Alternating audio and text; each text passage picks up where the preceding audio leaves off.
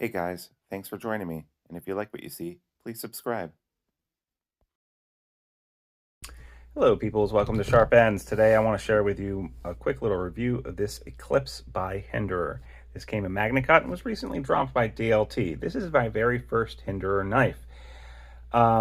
I've seen a lot of people really love Hinderer, and I know that they've had some controversy lately, especially with transparent knives testing their steel hardness and finding it below, and then them sending this small little YouTube, or rather Instagram guy, he's not even really on YouTube, a cease and desist order because he used his own machine to test it. And that seems like, why are you punching down kind of thing? Like, why don't you just leave the guy alone? He was just testing your steel on his machine and he said it was soft. That's what he said. Then you kind of flipped out and reacted about it, and that just seems really high-handed and stupid to me. But I went ahead and bought this because I've never had a Hinderer, and I felt like if I was going to review knives and look at things like this, I should really have an understanding of what Hinderer is about. I haven't done a disassembly video on this. I'm half thinking of still selling this. When I first got it, there were a lot of things about it that I felt were not the best. And now my opinion is changing, and I'm coming closer to appreciating this knife. And so I might end up keeping it. So let's talk about this knife in general. First, it's a rather large work utility knife, and it is rather expensive. I believe it came in at about $450. The blade length is 3.5 inches. Handle length is about 4 3/4. The flipper version of this, so this is the Eclipse. The flipper, when I got it, the pivot was way over tight, and it was very hard to adjust that because I did not have the right tool back here. I ended up getting some of the right tools, basically some drill bits for working with the right kind of hardware to do that. I didn't get one of those armor tools, but this looks cool, and yeah, I mean, I understand, but why not just use the same kind of hardware everyone else in the universe is using? I also don't necessarily like the fact that we have four different types of hardware on this. We have Phillips head, we have the armor or the slot tool that you need, or bit that you need. Then we have a flathead. We have Torx. That just seems excessive. Like, why not just use Torx? Why not use a locking pivot that's different than that? And this is also not a locking pivot. This free spin, so you can't just turn over here with a flathead. So for that, to me, that's bad. So when I first got it, it was the action was pretty horrible because the pivot was super tight. As far as the thumb studs go, it is actually, the thumb studs are much more usable now that the pivot is less. When I first got it, and I'm still misfiring it here and there. Oh, Jesus.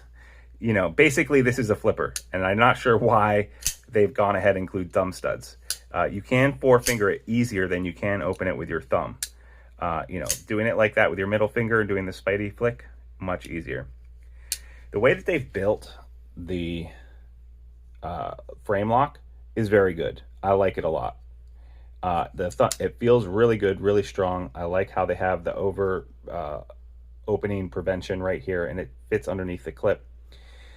And I like how they have this inset piece of steel right here to go against this, so that if ever get worn, you can just replace that little bit and it'll be fine.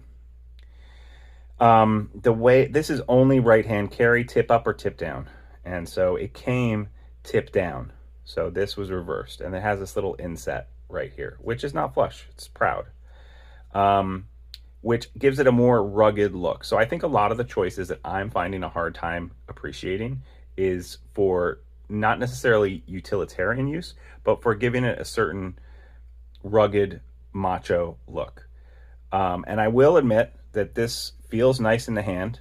It has these 3 big jimps on the back here, which are nice to hold. And the thumb studs don't really get in the way of the cutting plane because they kind of go into this little notch. So, you know, and it has a nice sharpening choil too. And did I mention this is Magnacut? So I think this is one of the first runs of Magnacut in the Eclipse that they've done. I got this from DLT, if I didn't say that already. And I got the red G10. They actually had some anodized steel show scale sides when they still did it, but I like the look of this red G10, and I like the texturing on here, and I like the scallops, how they scallop that out. This just looks, feels nice, and I like the texture. This, another thing about the look and the design language of this, having this side look very utilitarian and very like design equals form, or form equals design kind of aesthetic, I like. And having this side with a show scale, pretty awesome. I'm finding it extraordinarily hard to find anything that I really like that is nice and customizable, like the finding extra parts on the secondary or anything like that. Everything is super expensive for Hinderer, which I get. It's like CRK or Strider or any of the old guys who've been around since the 90s. It's just expensive. It has these 3 massively overbuilt backspacer barrels here. By overbuilt, I mean that they displace the pressure and everything here because they have these super wide areas that actually fit inside the scale.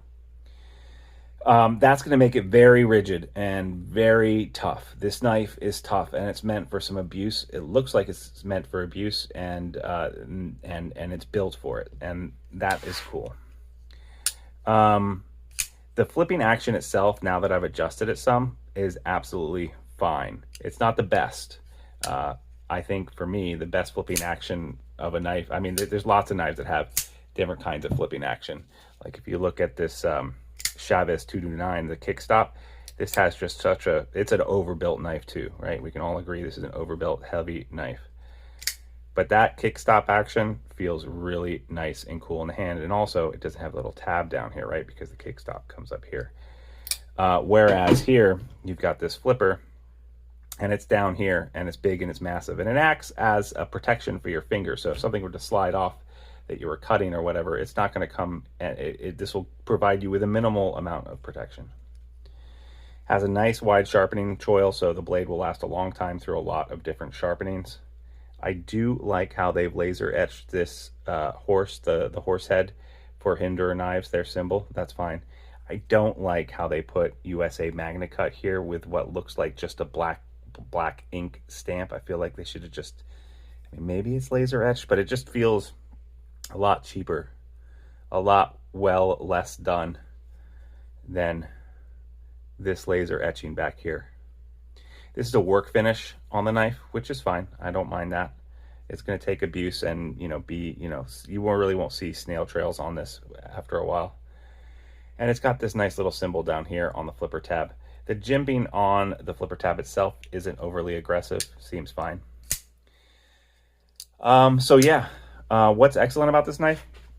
Overbuilt. The design language is appealing if you like that design language. Fits really nicely in the hand. This knife will last you probably the rest of your life. If I had one knife, pocket knife in the world, and it was the apocalypse, and I had this knife, I'd be totally fine. On the bad side, some of the decisions I find strange, like how many different types of hardware it has on it. I didn't even mention that the pocket clip is also kind of just weird. I feel like there's a better way of designing this. And I might get a Lynch clip deep carry version of this just to see how it feels, but I don't know if I want to put more money into it or not. Have I decided to keep it or not? For the time being, it's going to stay in my collection because I feel like I should have at least one Hinderer in my collection. Will I get more Hinderers? I don't know. Crazier things have happened. But as of things stand right now, I don't think so. So that's my mixed review of the Hinderer. Pretty cool knife. But maybe it's not for you. But if this is for you and the design language speaks to you, then go ahead, get it. You're definitely going to have a knife that you'll probably use the rest of your life. Thanks so much for joining me, guys. If you liked what you saw today, please like and subscribe and follow me at Sharp Ends at Instagram. Also, I'm really close to 1,000 viewers, and pretty soon I'm going to be giving away a lot of knives. So if you haven't subscribed, I highly suggest you do it because you might win something. You can also become a Patreon member or a channel member through YouTube. Just follow the links in the description. Thanks so much, guys, and I'll see you next time on Sharp Ends. Bye-bye now.